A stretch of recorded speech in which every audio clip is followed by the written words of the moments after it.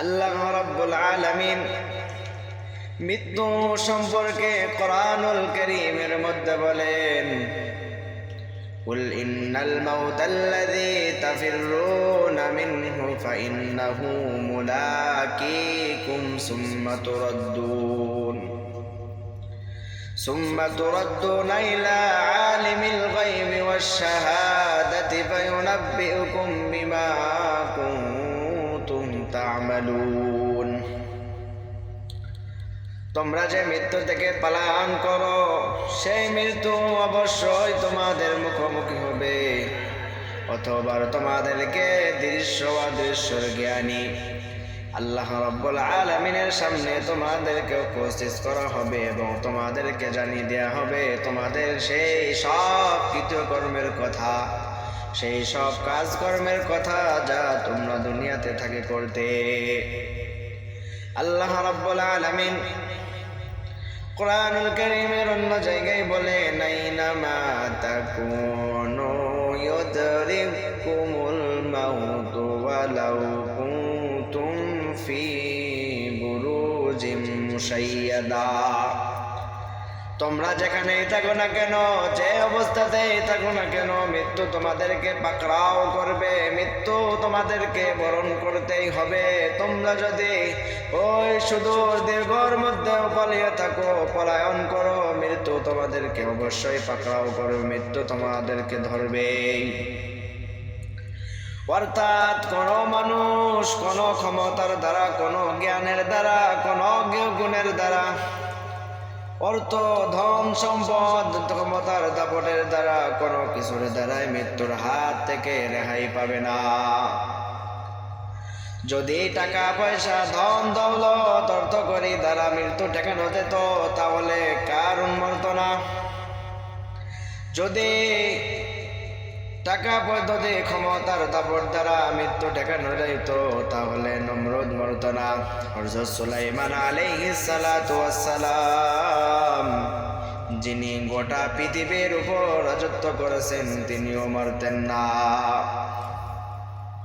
প্রিয় উপস্থিতি মুসল্লিয়ে কেরাম, দুনিয়ার মধ্যে এমন কোনো বিষয় নাই, এমন কোনো জিনিস নাই যার মধ্যে মানুষের কোনো ইখতিলাফ নাই, মত বিরোধী নাই।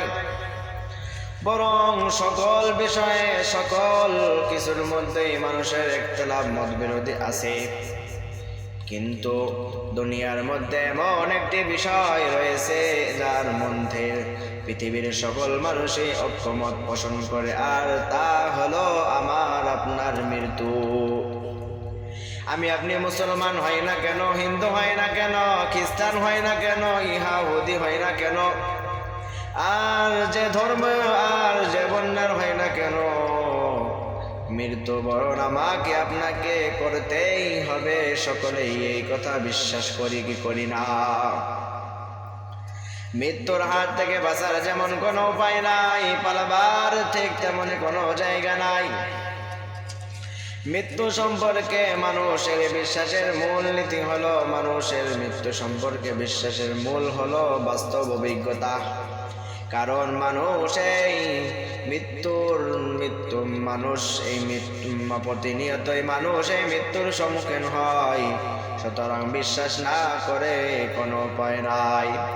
তবে আমি আপনি মুসলমান ইমানদার বান্দা, আমি আপনি যেরকম বাস্তব অভিজ্ঞতা থেকে বিশ্বাস করি, তেমনি ভাবে আল্লাহ এবং আল্লাহর রাসূলের বাণী, আল্লাহ এবং আল্লাহর রাসূলের কোরআন ও হাদিসের ভাষ্য আমাদের বিশ্বাসকে আরো বেশি দৃঢ়, আরো বেশি মজবুত করে দেয়। আল্লাহ রাব্বুল আলামিন বলেন,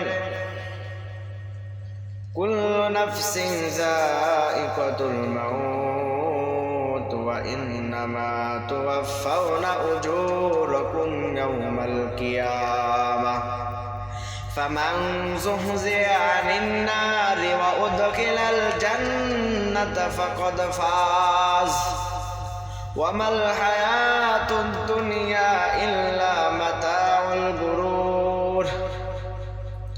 প্রত্যেক প্রাণী মৃত্যু স্বাদ গ্রহণ করবে এবং কিয়ামতের দিন তোমাদের আমলের বদলা তোমাদেরকে পরিপূর্ণ দেওয়া হবে। এবং যাদেরকে জাহান্নাম থেকে দূরে রাখা হবে, জান্নাতে প্রবেশ করানো হবে, সেই ব্যক্তিই হবে সফল কাম। আর তোমরা এই দুনিয়ার মধ্যে যে চাকচিক্য জিনিসপত্র দেখো, সব কিছু হলো ধোঁকা। সম্মানিত উপস্থিতি, দুনিয়ার মধ্য থেকে যেরকম সকল জিনিসের পার্থক্য আছে, যেরকম মানুষের মধ্যে ভালো মন্দর পার্থক্য আছে, ফ্যান লাইট সব কিছুর মধ্যে যেরকম পার্থক্য আছে, মানুষের গোষ্ঠী এবং গোষ্ঠীর মধ্যে যেরকম পার্থক্য আছে, সকল কিছুর মধ্যে ভালো মন্দ আছে, ঠিক তেমন এভাবে আল্লাহ রাব্বুল আলামিন এই মৃত্যুর মধ্যেও দুইটা অপশন রেখেছে। হয় আমার জন্য আপনার জন্য এই মৃত্যু হবে ভালো মৃত্যু, আর আমার হয়তো ভালো হবে, নয়তো আমার জন্য আপনার জন্য মৃত্যু খারাপ হবে। অর্থাৎ মৃত্যু কারোর জন্য বদ নসিব হবে, আর কারোর জন্য খুব নসিব হবে। অপরাধী নিরপরাধীদের জীবনের চিত্র কোনো অবস্থাতেই এক হতে পারে না। নেককার বদকারের মৃত্যুর ব্যবধান অনেক রয়েছে। হযরত ইব্রাহিম আলাইহিস সালাতু ওয়াস সালাম হযরত আজরাইল আলাইহিস সালাতু ওয়াস সালামকে জিজ্ঞাসা করলেন, ও আজরাইল, তুমি বদকারের মৃত্যু কোন আকৃতিতে কবজ করো, কোন আকৃতিতে ধারণ করে, ওই বদকারের রোগকে বের করো, তুমি কি আমাকে একটু দেখাইতে পারবে?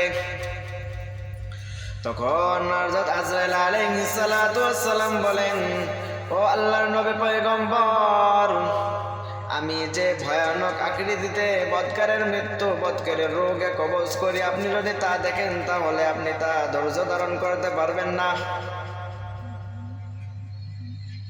হযরত ইব্রাহিম আলাইহিস সালাতু ওয়াস সালাম বলেন, কোনো সমস্যা হবে না আজরাইল, তুমি আমাকে দেখাও। তখন আজরাইল আলাইহিস সালাতু ওয়াস সালাম বললেন, ও ইব্রাহিম নবী, আপনি আপনার দৃষ্টিটা একটু এদিক থেকে অন্যদিকে নেন। হযরত আজরাইল আলাইহিস সালাতু ওয়াস সালাম সঙ্গে সঙ্গে তার ওই ভয়ানক আকৃতি ধারণ করলেন। হযরত ইব্রাহিম আলাইহিস সালাতু ওয়াস সালাম যখন ওই ভয়ানক আকৃতি দেখলেন বিশাল এক দৈত্যের মতো এক লোক, তার গায়ের পশমগুলো খাড়া খাড়া, তার গায়ের গন্ধ অবর্ণনীয়, যা তুলনা করা যায় না। তার নাক, মুখ এবং চক্ষু থেকে আগুনের ফুলকি ঝরে। ইব্রাহিম আলাইহিস সালাতু ওয়াস সালাম এরকম ভয়ানক অবস্থা দেখে অজ্ঞান হয়ে পড়লেন, বেহুশ হয়ে গেলেন, জ্ঞান হারিয়ে ফেললেন। বেশ সময় পরে যখন ইব্রাহিম আলাইহিস সালাতু ওয়াস সালামের হুঁশ ফিরে, জ্ঞান ফিরে এলো, তখন ইব্রাহিম আলাইহিস সালাতু ওয়াস সালাম বলেন, পাপিষ্ঠ ব্যক্তির জন্য, পাপিষ্ঠ লোকদের জন্য আল্লাহ রাব্বুল আলামিন যদি কোনো আযাব না রাখে, কোনো মুসিবত যদি না রাখে, তার এই আজরাইল আলাইহিস সালাতু ওয়াস সালামের এই ভয়ানক আকৃতি তাদের আযাবের জন্য যথেষ্ট, তাদের মুসিবতের জন্য যথেষ্ট।